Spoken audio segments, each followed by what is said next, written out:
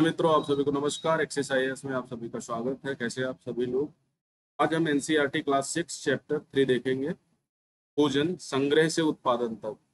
ये जो चैप्टर्स है ना, ये आपके मेंस के लिहाज से काफी इंपॉर्टेंस है, इसीलिए हम इनको कर रहे हैं और इससे हमारा बेसिक क्लियर होगा। आज नेनू अपनी पसंदीदा खाना बना रही थी, चावल, श्वास, कद्दू, बीन्स और गोश्त।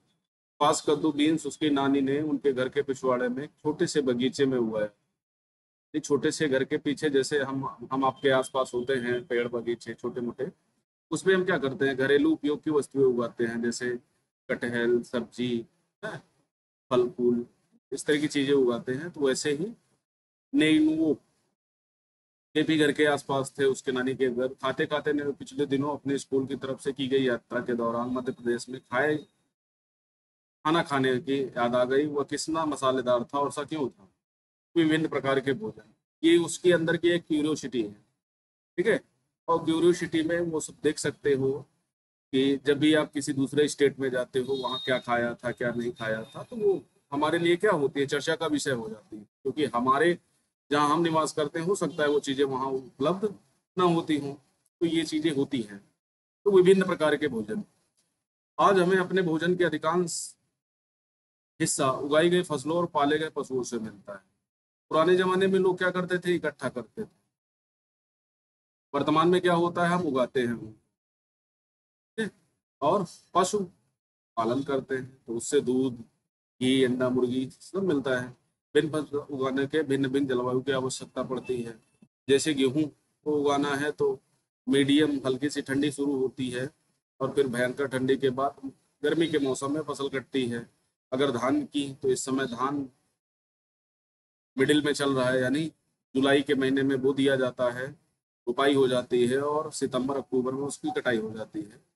तो विभिन्न जलवायु की जरूरत होती है। अगर आपको चारा बोना है तो चारा उधर मई जून में बोया जाता है। तो हमारे यहाँ मूलतः रबी, खरीफ और ये दो मुख्य सीजन होते हैं। खरीफ में धान की खेती होती है, रबी में गेहूं की खेती होती है। इसके साथ भी, और आपको ये सारी चीजें पढ़नी पड़ेंगी। इसके माध्यम से क्या होगा ना, कि जो एग्जाम हॉल में पूछा जाता है कि नहीं इस मौसम में कौन सी फसल, खरीफ की कौन सी फसल है, तो वो याद रखना बड़ी जरूरी है। कभी कभी क्या होता है ना, कि आप ग्रामीण पृष्ठभूमि से नहीं होते, तो आपके लिए ये सारी चीजें टफ हो जाती हैं। और एक मौसम होता है जायद का। जायद के मौसम में जनरली, जैसे तुम्हारा अ, फल फ्रूट है, वो जैसे पपीता है, खरबूजा है ना, तरबूज है, खीरे है, और भी कुछ कह सकते हो कि जो हमारे साइलेंट वाली चीजें हैं वो सारी मिल जाती हैं, चारा उगाया जाता है। ये मौसम ऐसा होता है कि गर्मी ज्यादा होती है ना, सूखा टाइम पे पड़ता है और बारिश के मौसम पे ही निर्भर करता है। अब धान की खेती के लिए गेहूं और जौ की तुलना में ज्यादा पानी की जरूरत पड़ती है, सीधी सी बात है। क्योंकि धान की खेती में पानी ज्यादा लगता है, लगाते समय ही लगता है। इसलिए हम देखते हैं किसान विशेष फसल विशेष क्षेत्रों में उगाते हैं, यानी जहाँ पानी की बेहतरीन सुविधा होती है वहाँ धान की खेती की जाती है। इसीलिए देखा होगा जो तुम्हारे तटीय राज्य हैं, वहाँ धान की अच्छी पैदावार होती है, चाहे बंगाल हो और चाहे तमिलनाडु हो। इधर मध्य प्रदेश साइड में थोड़ी बहुत खेती हो जाती है। मध्य भारत में गेहूं की खेती, धान की खेती ज्यादा होती है। तो इस तरह के मौसम और जो भौगोलिक परिस्थितियां हैं, वो भी फसल के लिए क्या होती है, जिम्मेदार होती है। यही नहीं, पशुओं को भी अपने अनुकूलतम वातावरण की आवश्यकता होती है। जैसे भेड़ पालन होता है, भेड़ पालन जम्मू कश्मीर में होता है, क्योंकि वहाँ ऊन का कारोबार होता है ना, और उससे ऊन निकाली जाती है। लेकिन अगर नॉर्मली जैसे गाय भैंस की बात करें, तो ये ज्यादातर कहाँ होते हैं, ये मध्य भारत में होते हैं। उदाहरण के तौर पर हम देख सकते हैं, सूखी और पहाड़ी जलवायु में मवेशियों की तुलना में भेड़ बकरी यानी हल्की प्रकार के जीव जंतु होते हैं। क्यों? क्योंकि वो पहाड़ियों में चढ़ जाएं आराम से, है ना, और वहां से खाना वगैरह जो भी उनका चरना है, ग्रेजिंग करनी है, वो आराम से सहजता पूर्वक कर सके और गिरे नहीं। अगर जानवर होगा, बड़ा जानवर होगा, तो वो कैसे वहां जाएगा। जैसा कि तुमने अध्याय 2 में पढ़ा था, स्त्री पुरुषों ने अपने भोजन का उत्पादन हमेशा नहीं किया। पहले वो क्या करते थे, पहले वो सिर्फ उपभोक्ता थे। पहले वो मार के खाते थे, संग्राहक भी नहीं थे। तो मनुष्य धीरे, पहले सबसे पहले क्या था, उपभोक्ता था। उपभोक्ता से खाद्य संग्राहक बन गया। और उसके बाद क्या बना, खाद्य संग्राहक से फिर वो धीरे धीरे उत्पादक बन गया। लेकिन इस टाइम में बड़ा लंबा समय लगा ना, हमारे बड़ा नॉर्मली हम पढ़ लेते हैं, लेकिन इसमें बहुत सब समय लगा, दसियों हजार वर्ष लगे होंगे इस पीरियड के दौरान, उपभोक्ता से खाद्य संग्रह बनने में, खाद्य संग्रह से उत्पादक बनने में। ठीक है। अध्याय 2 में हमने पढ़ा कि दुनिया की जलवायु बदलती रही है। यानी पहले जलवायु क्या थी, स्टोन एज में ठंडी जलवायु थी, वर्तमान में क्या है, गर्म जलवायु। और अब वर्तमान में और ज्यादा गर्म हो गई, क्योंकि पेड़ पौधे वगैरह हम काट रहे हैं, अब ग्लोबल वार्मिंग बढ़ती जा रही है, तो जलवायु ज्यादा ठंडी हो गई, गर्मी हो गई है। भोजन के रूप में इस्तेमाल करते थे वे बदलते रहे। लोगों का ध्यान कुछ बातों की ओर गया, जैसे खाने योग्य वनस्पतियां कहाँ कहाँ मिल सकती थी, जो कंदमूल फल है वो कहाँ कहाँ मिल सकते थे, फल फूल कहाँ मिल सकते थे, बीज कैसे अपने डंडल से टूट कर गिरते हैं, क्या टाइम होता है। ये भी देखो, एग्रीकल्चर फार्मिंग करने के लिए सबसे पहले आपको सीजन का पता होना चाहिए, किस सीजन में कौन सी चीज बोई जाती है, कौन सी चीज को काटना होता है, किसमें कब बीज आते हैं, कब फूल आते हैं, तो ये सारी चीजें आवश्यक होती थी। तो ये लोगों को भी ये चीजें जब पता लगी होंगी, तब ये धीरे धीरे उत्पादक बने होंगे। गिरे बीजों का अंकुरण, उनसे पौधे निकलना आदि, ये सारी चीजों की जानकारी होनी चाहिए। इसी तरह उन्होंने पौधों की देखभाल करनी शुरू कर दी होगी, हमेशा से तो नहीं करते होंगे। चिड़ियों जानवरों से पौधों की सुरक्षा की होगी, ताकि वे ठीक से बढ़ सके, उनके बीज पक सके। इस प्रकार धीरे धीरे वो क्या बने, कृषक बन गए। कहाँ से चले थे, उपभोक्ता से चले थे, फिर खाद्य संग्राहक में आए, अब वो धीरे धीरे उत्पादन की तरफ आ गए। इसी तरह लोगों ने अपने घरों के आसपास चारा रखकर जानवरों को आकर्षित कर उन्हें पालतू बनाया होगा। कृषक बनने से पहले जानवरों को पालतू बनाया है। ठीक है? और सबसे पहले जो पालतू बनाते थे वो मांस के लिए बनाते थे। ठीक है? बाकी सारी चीजें तो अपने आप डेवलप हुई। सबसे पहले जिस जंगली जानवर को पालतू बनाया था वो जंगली कुत्ते का पूर्वज था। देखा होगा आप, जब जम्मू कश्मीर का एक देखेंगे तो वहां पर एक मनुष्य को कुत्ते के साथ दफनाए जाने का साक्ष्य मिला है। काफी चीजों में मिसप्रिंट है, कोई बकरी कहता है, कोई कुछ कहता है, लेकिन कुत्ते को दफनाए जाने का साक्ष्य मिला। पुरानी एनसीईआरटी यही कहती है। ठीक है। धीरे धीरे लोग भेड़, बकरी, गाय, सुअर जैसे जानवरों को अपने घर के नजदीक आने को उत्साहित करने लगे। वे जानवर झुंड में रहते थे और ज्यादातर घास खाते थे। अक्सर लोग अन्य जंगली जानवरों के आक्रमण से इनकी सुरक्षा करते थे, और धीरे धीरे वे पशुपालक बन गए। अब कृषक बने, देन पशुपालक। ठीक है? क्या तुम बता सकते हो सबसे पहले कुत्तों को ही पालतू क्यों बनाया? क्योंकि देखो, कुत्ता होता था ना, ये क्या करता था कि रक्षा भी कर लेता था, जानवरों के साथ शिकार भी करवा लेता था इनका, और चीज को भोगने वाला प्राणी था, तो ये ज्यादा को आकर्षित किए होंगे। लोगों द्वारा पौधे उगाने और जानवरों की देखभाल करने को बसने की प्रक्रिया कहते हैं। ठीक है। जैसे कहते हैं ना कि यहाँ से जाकर ही गुजरात में बस गए, या दिल्ली में बस गए, या दिल्ली से आने का नाम ही ले ले, पता नहीं क्या कर रहे हैं। रिश्तेदार टूकते टिप्पणी करते रहते हैं ना कि यार वो इतने साल से तैयारी कर रहे हैं, अभी उनका कुछ नहीं हुआ। तो इन सब बातों को आप ज्यादा तवज्जो मत दें कि वो तो दिल्ली में ही बस गए, वहाँ ये कर रहे हैं, वहाँ ये कर रहे हैं, वहाँ घूम रहे होंगे, है ना, माँ बाप का पैसा वेस्ट कर रहे हैं। इस तरह की चीजें रिश्तेदार कहते रहे, वो ही उनका फर्ज है, वही उनको करने दो, आप अपनी तैयारी करते रहो। लोगों द्वारा पौधे उगाने और जानवरों की देखभाल करने को बसने की प्रक्रिया का नाम दिया गया है। ठीक? वर्तमान में चीजें थोड़ा अलग है। अपनाए गए ये पौधे और जानवर अक्सर जंगली पौधों और जानवरों से भिन्न होते हैं। तो सबसे पहले देखो, होता ही है ना कि हाइब्रिड डेवलप हुआ होगा किसी तरह। सबसे पहले जंगली पौधे वगैरह होते रहे होंगे, फिर धीरे धीरे हाइब्रिड डेवलप हुआ होगा। अब हमारे पास टाइम मशीन होती तो हम वहां उठ के चले जाते और देखते वहां लाइव कि नई चीजें कैसे बदली, है ना। तो धीरे धीरे जब वो पाले होंगे, है ना, कुछ टाइम उनके साथ बिताए होंगे, तो उनका जंगलीपना दूर हो गया होगा। जैसे होता है ना कि आप जब दिल्ली वगैरह जाते हो पढ़ने के लिए, तो उस समय थोड़ा सा एक रहता है, गांव का तुक ज्यादा रहता है, लेकिन धीरे धीरे आप अपने आप को शहरी बना लेते हो और उसी के अनुसार आचरण करने लगते हो। इसकी वजह यह है कि बसने की प्रक्रिया की दिशा में अपनाए गए पौधों या जानवरों का लोग चयन करते हैं। ठीक है। मतलब जब आप बस जाते हो, वहां पर रह जाते हो, तो आप यार मित्र का चयन करते हो। जहाँ भी आप रहते हो, कोचिंग देखते हो, यार मित्र कैसे मिले, गर्लफ्रेंड कैसी हो, ये सारी चीजें आप देखते हो, है ना। तो उसी तरह ये लोग बसने की प्रक्रिया के दौरान क्या करते थे, पौधों और जानवरों का चयन करते थे। उदाहरण के तौर पर लोग उन्हीं पौधों जानवरों का चयन करते थे जिनके बीमार होने की संभावना कम हो, यानी वो नुकसान ज्यादा करें, बीमार ना हो, मरे ना, है ना। और जो पौधे हों वो जहरीले ना हो, संक्रमण ना फैलाएं, है ना, यूज में ज्यादा है। यही नहीं, लोग उन्हीं पौधों को चुनते थे जिनके बड़े दाने वाले अनाज पैदा होते थे। ठीक है, जैसे मकाई वगैरह हो गया, जिसकी मजबूत डंठलें अनाज के पके दानों के भार को संभाल सके, ऐसा ना हो कि जब पके तो वो नीचे गिर जाए, फिर उनमें बिनना पड़े। ऐसे पौधों को बीज संभाल कर रखा जाता ताकि फिर से उगने के लिए उनके गुण सुरक्षित रखे जा सके। वर्तमान में किसान क्या करते हैं, वर्तमान में भी किसान क्या करते हैं, कुछ ऐसे बीज बना लेते हैं जो उनके लिए उत्पादक बेहतर उत्पादन करते हैं, है ना। तो वो क्या करते हैं, उनको सुरक्षित रख लेते हैं। कई प्रकार के जो तुम्हारे बीज केंद्र हैं वो भी यही काम करते हैं, ज्यादातर ज्यादा हाइब्रिड करते जा रहे हैं। कुछ बीटी जो बायोलॉजिकल रूप से उसको टर्म उसको चेंज किया गया, जैसे बीटी कपास हो गया, बीटी बैंगन हो गया, बीटी परवल नाम, है ना। अभी फिलहाल सबको तो इजाजत नहीं मिली है, लेकिन कुछ ऐसे पौधे हैं जिनके खेती को मान्यता की दी गई है। अब आगे बढ़ते हैं, उन्हीं जानवरों को आगे प्रजनन के लिए चुना जाता था, प्रजनन भी ध्यान दिया जाता था, जो आमतौर पर अहिंसक होते हैं।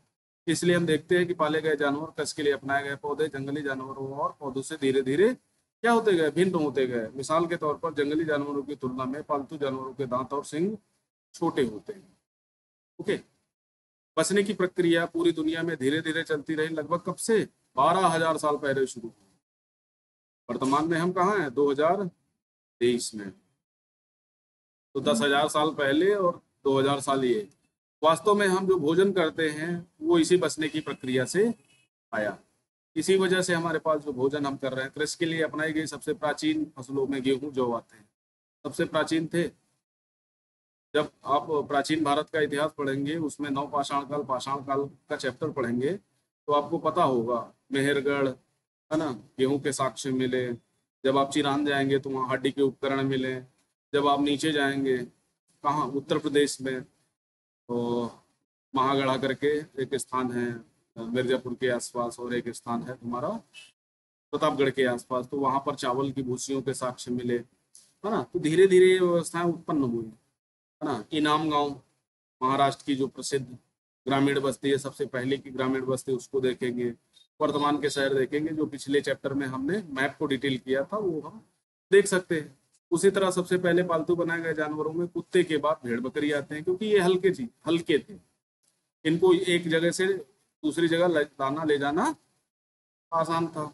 अब देखो ये अनाज रखा हुआ है, वर्तमान की फोटो है, बीज के रूप में, खाद्य के रूप में, उपहार के रूप में, भंडारण के लिए, है ना। तो आपको बताना है अनाज का उपयोग कैसे किया जाता था। एक तो बीज के रूप में, दूसरा खाने के लिए, जैसे गेहूं चावल का उपयोग हम करते हैं, गेहूं पिसा के आटा बनवाते हैं।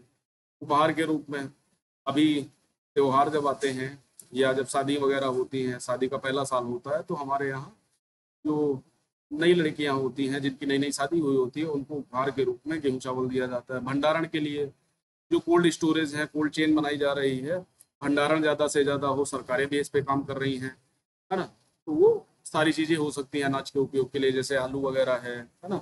और भी ऐसे मौसमी चीजें हैं जिनका भंडारण किया जाता है। अब तो हमारे पास व्यवस्था हो गई है, एक नवीन जीवन शैली। तुम किसी पौधे के बीज को बोकर देखो, तुम पाओगे कि इससे विकसित होने में कुछ वक्त लगता है, 10 दिन, 15 दिन, है ना। उसको अंकुरण में उसका टाइम लगता है। अगर जमीन अच्छी है, मिट्टी अच्छी है, पानी अच्छा मिलता है और फर्टाइल लैंड है, तो उसको अंकुरण में कम टाइम लगेगा। और अनफर्टाइल चीजें हैं तो उसके अंकुरण में थोड़ा ज्यादा टाइम लगेगा, कुछ दिन, कुछ महीने, कुछ साल लग सकता है। इसलिए जब लोग पौधे उगाने लगे तो उनकी देखभाल के लिए उन्हें एक ही जगह पर लंबे समय तक रहना पड़ा था। यहीं से जो घूमने की प्रक्रिया थी ना, वो धीरे धीरे कम हुई। बीज बोने से लेकर फसलों के पकने तक, पौधों की सिंचाई करने, खरपतवार हटाने, जानवरों और चिड़ियों से उनकी सुरक्षा करने में बहुत काम शामिल थे। कटाई के बाद अनाज का उपयोग संभाल कर करना पड़ता था। जब आप हड़प्पा सब इंडस वैली सिविलाइजेशन पढ़ेंगे तो उसमें देखेंगे कि मोहनजोदड़ो, हड़प्पा जैसे शहरों में भंडारण की व्यवस्था थी। बड़े बड़े अन्नागार थे। अन्नागार में क्या किया जाता था, और अन्नागार नदियों के किनारे होते थे, जिससे अगर मान लिया कोई आपात आए तो अनाज को एक स्थान से दूसरे स्थान पर नदियों के माध्यम से, है ना, नावों के माध्यम से उनको एक स्थान से दूसरे स्थान पर भेजा जा सके, है ना। दूसरी चीजें क्या होती हैं, तो इस समय लोग ये सारी चीजें नहीं थी, घरों में ही भंडारण करते थे। अनाज को भोजन भी दोनों रूप में बचाकर रखना आवश्यक था, इसलिए लोग उसके भंडारण की बात सोचनी पड़ी। बहुत से लोग इलाकों में पीठ जैसे बड़े बड़े बर्तन बनाए गए, वो पिछली बार वो एक आपने वो बड़ा सा बर्तन देखा था, उसमें यही काम रखा जाता था। पुराने जमाने में हमारे यहाँ जो घर होते थे, घरों में क्या होते थे, तो क्या बोलते थे, मिट्टी की बनी बहुत बड़ी बड़ी थोड़ा गोल टाइप की वो बढ़िया उनको बोलते हैं, अलग अलग शहरों में अलग अलग नाम रखे जाते हैं। उनमें क्या करते थे, बचा के रखते थे। अब वर्तमान में तो कई सारी चीजें, डिब्बे आ गए प्लास्टिक के, है ना, स्टील के, कांच के, है ना, तो उनमें रखे जाते थे वो, उनमें रख दिया जाता था, टोकरियां बुनी या फिर जमीन में गड्ढा खोद कर। क्या तुम्हें लगता है शिकारी भोजन संग्रह वाले बर्तन बनाते उनका प्रयोग करते होंगे? उस समय नहीं था, जब संग्रह करना शुरू किया तभी तो होंगे। जानवर चलते फिरते खाटे बंदार, जानवर बच्चे देते हैं, उनकी संख्या बढ़ती है, अगर जानवरों की देखभाल की जाए तो उनकी संख्या बढ़ती ही है, साथ ही उनसे दूध भी प्राप्त हो सकता है, जो भोजन के लिए क्या है, एक अच्छा स्रोत है। यही नहीं, जानवरों से हमें मांस मिलता है। दूसरे शब्दों में पशुपालन भोजन के भंडारण का एक तरीका था प्राचीन काल के लोग। आओ आरंभिक कृषकों और पशुपालकों के बारे में जानते हैं। नीले वर्ग दिखा रहे हैं, ठीक है। अब शुरुआती कृषकों पशुपालन होने के साक्ष्य मिले हैं, ये पूरे उपमहाद्वीप में पाए गए, उपमहाद्वीप भारतीय उपमहाद्वीप में सबसे ज्यादा पश्चिमोत्तर क्षेत्र में, आधुनिक कश्मीर में, पूर्वी और दक्षिण भारत में पाए गए हैं। ये वास्तव में निर्दिष्ट स्थान कृषकों और पशुपालकों की बस्तियां थी या नहीं, इसे जानने के लिए वैज्ञानिक क्या करते हैं, जो पुरातत्वविद होते हैं, पुरातत्वविद या वेदता बोलते हैं, ये क्या करते हैं, पुराने जगहों की खुदाई करते हैं वैज्ञानिक दर से। मैंने बताया था ना, या तो क्षैतिज करेंगे या हॉरिजेंटल करेंगे, है ना। क्षैतिज करेंगे तो चीजें मिलने की संभावना ज्यादा बेहतर होती है, लेकिन वो खर्चीली प्रक्रिया है। वैज्ञानिक खुदाई से मिले पौधों और पशुओं की हड्डियों के नमूनों के अध्ययन करते हैं। इससे सबसे रोचक जले हुए अनाज के दाने के अवशेष हैं, है ना, प्राचीन काल के मिल जाते हैं। ऐसा लगता है ये गलती से या फिर जानबूझकर जलाए गए होंगे। वैज्ञानिक इन अनाज के दानों की पहचान कर सकते हैं। हमें पता चलता है कि इस महाद्वीप में विभिन्न भागों में बहुत सारी फसलें उगाई जाती थी, ठीक है? वैज्ञानिक विभिन्न जानवरों की हड्डियों की भी पहचान कर सकते हैं, कौन सा जानवर है। नीचे तालिका बनी है, जैसे अनाज और हड्डियां कहाँ मिली, गेहूं, जौ, भेड़, बकरी, मवेशी, मेहरगढ़, आधुनिक पाकिस्तान, ये बलूचिस्तान में पड़ता है, ठीक है, बलूचिस्तान। और पश्चिमोत्तर सबसे पश्चिमी चीजें हैं, चावल, जानवरों की हड्डियों के टुकड़े, कोल्डी हवा, आधुनिक उत्तर प्रदेश में, ये प्रतापगढ़। चावल, मवेशी, मिट्टी के कुरों के निशान, महागढ़ा, आधुनिक उत्तर प्रदेश, ये भी प्रतापगढ़ के पास है। गेहूं और दलहन, गुफराकल, आधुनिक कश्मीर में है। गेहूं, दलहन, कुत्ते, मवेशी, भैंस, भेड़, बकरी, ये बुर्ज होम से मिले आधुनिक कश्मीर में। ये आपको सब याद रखना पड़ेगा। और कुत्ते के साथ, मनुष्य के साथ कुत्ते को दफनाए जाने का साक्ष्य भी यही मिला है। और बुर्ज होम में जो घर बनाए जाते थे ना, उनको क्या बोलते थे, उनका बड़ा अच्छा नाम है। वो जमीन के अंदर गड्ढे खोद के बनाए जाते थे, शायद ठंड या जानवरों से बचने के लिए, क्योंकि ये गुफा टाइप वहां होती नहीं थी, तो वो गड्ढा खोद कर बनाते थे। और यहाँ पर आग जलाते थे, जिसके माध्यम से हमें पता चला है कि वो जमीन के अंदर भी रहते थे। गेहूं, हरे चने, जौ, भैंस, बैल, चिनान, आधुनिक बिहार। चिनान में हड्डी के उपकरण भी काफी सारे मिले। ज्वार बाजरा, मवेशी, भेड़, बकरी, सुअर, हल्लूर, आधुनिक आंध्र प्रदेश। काला चना, ज्वार बाजरा, मवेशी, भेड़, सुअर, पय्यमपल्ली, आधुनिक आंध्र प्रदेश। ये सारे स्थान हैं। कितने स्थान हैं? एक, दो, तीन, चार, पाँच, छः, सात, आठ, ठीक है। चिरान से क्वेश्चन पूछा गया है, बुरजहोम से, गोफ्राकल से, इनसे सबसे क्वेश्चन पूछे गए हैं, तो बाकी सारी जो चीजें हैं वो आपको पता रखनी चाहिए। स्थायी जीवन की ओर, पुरातत्वविदों को कुछ पुरास्थलों पर झोपड़ियों, घरों के निशान मिले हैं, जैसे कि बुरजहोम वर्तमान पाकिस्तान में। ये लोग गड्ढे के नीचे घर बनाते थे, तो गर्तवास बोलते थे, ठीक है। अगर गर्तवास आए तो मतलब गड्ढे। गड्ढे के नीचे घर, गर्तवास कहा जाता था। ठीक है, चिड़िया होती थी, उसमें ठंड के मौसम में सुरक्षा मिलती होगी। झोपड़ियों के अंदर बाहर दोनों स्थानों पर आग जलाने की जगह मिली है, इससे अनुमान लगाया गया कि ये लोग यहाँ पर रहते थे। अब चाहे वो ठंड के मौसम में आग से बचने के लिए हो, जानवरों से बचने के लिए आग जलाई हो, या फिर खाना बाहर अंदर बाहर खाना पकाते रहे होंगे, तो ये सारी चीजें। बहुत सारी जगहों से पत्थर के औजार भी मिले हैं, इनमें से कई पूरा पाषाणकालीन उपकरणों से भिन्न है। जो क्या है, नवपाषाण या मध्य पाषाण। इन्हें नवपाषाण युग का माना गया। वे औजार हैं जिनकी धार और अधिक पैना यानी माइक्रोलिथ है, छोटे छोटे हैं, पालिश चढ़ाई गई है इन पर। ठीक है, ओखली मूसल का प्रयोग अनाज और वनस्पतियों या अन्य चीजों को पीसने के लिए किया जाता था। हमारे यहाँ ओखली का प्रयोग, उसे ओखली पढ़ाई जाती थी जब हम बेसिक में, जब उत्तर प्रदेश की किताबें होती थी, उसे ओखली। मूसल, मूसल भी पुराने घरों में होता था, वर्तमान में भी कई घरों में मिल जाएगा, और अब तो शादियों में प्रयोग किया जाता है ना। और आपने देखा होगा बड़े आराम से मिल जाएगा ये, अगर ग्रामीण क्षेत्र में ये सारी चीजें आराम से अभी भी हैं, थोड़ा बदले हुए प्रकृति में। हजारों साल बाद भी ओखली और मूसल का प्रयोग किया जाता है, अनाज पीसने के लिए किया जाता है। उसी प्रकार प्राचीन प्रस्तर युगीन औजारों का निर्माण और प्रयोग लगातार होता रहा। कुछ औजार हड्डियों से भी बनाए जाते रहे हैं। अब ये देख सकते हो, ये है जो उपकरण। नौपाषाण स्थलों में मिट्टी के बर्तन भी मिले हैं, लाल मृदभांड, मृदभांड बोलते थे, और काले। कभी कभार इनका अलंकरण भी किया जाता था, यानी लाल और काले रंग से रंगा जाता था। ये देख सकते हो दूसर। अब इसमें क्या रखा था होगा, हो सकता है चावल, जो तुम्हारा दलहन तिलहन होता था या गेहूं दलहन चावल होते थे, उनको इसी में भर के रखा जाता रहा होगा। धीरे धीरे लोग बर्तनों का प्रयोग खाना बनाने के लिए भी करने लगे होंगे। चावल गेहूं दलहन जैसे अनाज सब आहार महत्वपूर्ण हिस्सा थे। इसके साथ साथ अब लोग कपड़े भी बुनने लगे थे। सबसे पहले भारत में कपास उगाया गया। इसके लिए कपास जैसे आवश्यक पौधे भी उगाए जा सकते थे। क्या ये परिवर्तन हर जगह एक साथ ही हुए होंगे? नहीं, समय समय पर अलग अलग जगहों पर अलग अलग डेवलपमेंट्स हुए। ऐसी बात नहीं है कि एक तरफ जहाँ कई जगहों पर स्त्री पुरुष शिकार और भोजन संग्रह करने का काम करते थे, वहीं अन्य लोगों ने हजारों सालों के दरमियान धीरे धीरे खेती और पशुपालन को अपना लिया। बहुत से लोग मौसम के मुताबिक बदल बदल कर अपनी जीविका चलाया करते थे। अन्य रीति रिवाज जैसे पुरातत्व बहुत स्पष्ट रूप से बारे में नहीं कह सकते। विद्वानों ने ऐसे किसानों का अध्ययन किया है जिसमें कृषक और पशुपालक समूह रहते थे, जिन्हें जनजाति कहा जाता था। जैसे वर्तमान में हम आदिवासी या शेड्यूल्ड ट्राइब्स बोलते हैं, क्योंकि विद्वानों ने, ये लोग कुछ ऐसे रीति रिवाजों को मानते थे संभवतः पहले से प्रचलित रहे होंगे। वर्तमान में छोटी बस्तियों में रहते हैं, ज्यादा एक परिवार से दूसरे परिवार से संबंधित होते हैं, और इस तरह के परिवारों को समूह मिलाकर जनजाति का निर्माण करते हैं, जैसे गोंड भील, है ना। इस तरह की जनजातियां, जनजाति के सदस्य शिकार भोजन संग्रह खेती पशुपालन मछली पकड़ने जैसे पेशे अपनाते हैं। अगर हम प्राचीन भारत को देखें तो हमारे यहाँ ज्यादातर, जहाँ जिन स्थानों पर हम आज निवास कर रहे हैं, वहाँ शेड्यूल ट्राइब्स ही रहते थे। हमने उनको रिप्लेसमेंट किया वहाँ से, और हम स्वयं बस गए, उनको वहाँ से भगा दिया।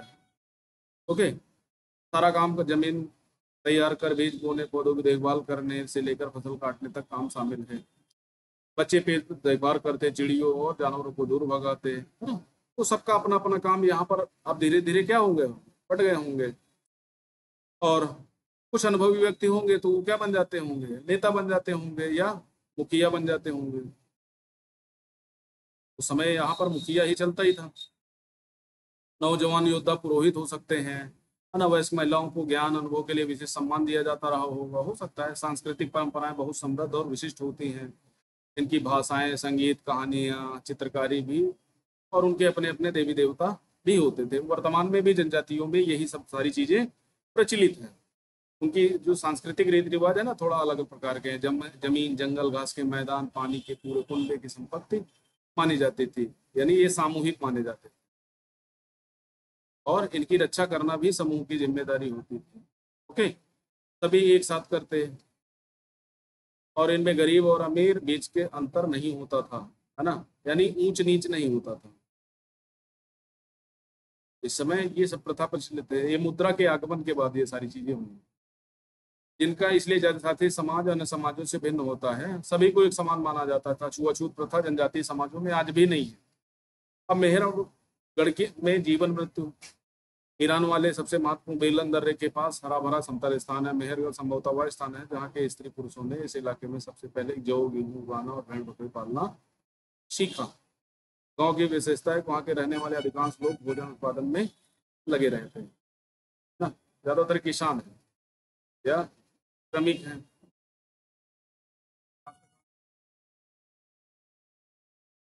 या शिल्पकार है।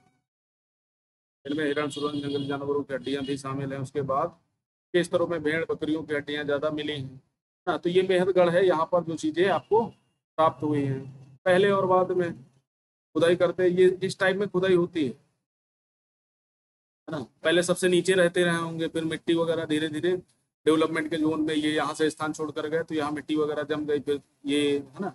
तो इस तरह अलग अलग जगहों पर आते रहते हैं।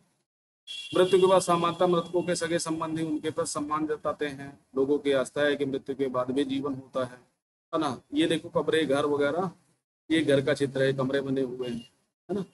तो और मृतकों का जो मृतक संस्कार होता था वो उस समय हमको लगता है ज्यादातर दाह संस्कार होता था। कब्र का चित्र देख सकते हो। ये वस्तुएं दफनाने दफनाने का मतलब ये होता है कि उनके मृतक संस्कार इसलिए करते थे कि हो सकता है उनको यानी वापस आने की आशा हो, है ना। वो क्या होते थे, मृत्यु के बाद भी जीवन की कामना करते थे, ज्यादातर भौतिकवादी थे। और दाओजिली होल्डिंग ना, हमने पूर्वी भारत में पढ़े था। म्यांमार के जाने वाले ब्रह्मपुत्र घाटी की एक पहाड़ी पर है, खरल और मूसल जैसे पत्थरों के उपकरण मिले हैं, है ना। यहाँ अनाज लोग अजाना, है ना, जेटाइट पत्थर भी मिला है। तो ये चीन से आया होगा क्योंकि भारत में पाया नहीं जाता। कास्तम प्राचीन लकड़ी जो सख्त होकर पत्थर बन गई, और ये भी मिले हैं। अब तुर्की का एक स्थल दिया जा रहा है ना। तो ये आपके लिए बहुत ज्यादा इंपॉर्टेंट है नहीं। एटलस में आपको तुर्की का ढूंढना है। पृथ्वी चाताल युग तुर्की में है। दूर दराज के स्थानों में कई चीजें लाई जाती थी और उनका उपयोग किया जाता था। एक चकमक पत्थर, लाल कौड़ियों, है ना। तो ये सारे भूमध्य सागर से हमारे यहाँ आते थे। जब हम इंडस वैली सिविलाइजेशन पढ़ेंगे तो हम इनको डिस्कस कर लेंगे। कृषक, पशुपालक, नौपाषाण युग, बर्तन, जनजाति, गांव, घर, कब, ये सारे उपयोगी शब्द हैं। इनको आपको याद करना पड़ेगा। और जो भी चीजें हैं उनको भी आप देख सकते हैं। उसके बाद तुम्हारी एक्सरसाइज स्टार्ट हो जाती है। एक स्थान पर क्यों लंबे समय तक रहते हैं भाई? सीधी सी बात है, अगर एक स्थान पर रहेंगे तो मान लिया वो बुआई तो जुलाई के महीने में हुई थी, ठीक है, और काटना है मान लिया अक्टूबर में। तो अगर बीच में इन स्थानों पर बाहर चले जाएंगे तो वो सब जानवर इधर उधर सब खराब कर देंगे ना। तो इसलिए तालिका अगर चावल खाना चाहती है तो उसे किन स्थानों पर जाना पड़ेगा, जो भी जहाँ पर पानी ज्यादा होते हैं, बारिश ज्यादा होती है, वहाँ चावल का उत्पादन ज्यादा होता है। बस दोमट मिट्टी, हल्की चिकनी और दोमट मिट्टी होनी चाहिए। बसने की प्रक्रिया का आरंभ लगभग 12,000 वर्ष पहले। मेहरगढ़ बस्ती का आरंभ लगभग 8,000 पहले ना। इसी के जो अवशेष है ना, उसी पर सिंधु घाटी सभ्यता डेवलप हुई है। अल्लूर में ज्वार बाजरा मिला, बुरजोन में आयताकार घर, है ना। बुरजोन में नहीं मिला, आयताकार घर नहीं मिले, ठीक है, ये मेहरगढ़ में मिले, ठीक है। और ज्वार बाजरा हल्लूर में नहीं मिला, ये कहाँ मिला? ये तुम्हारे अ,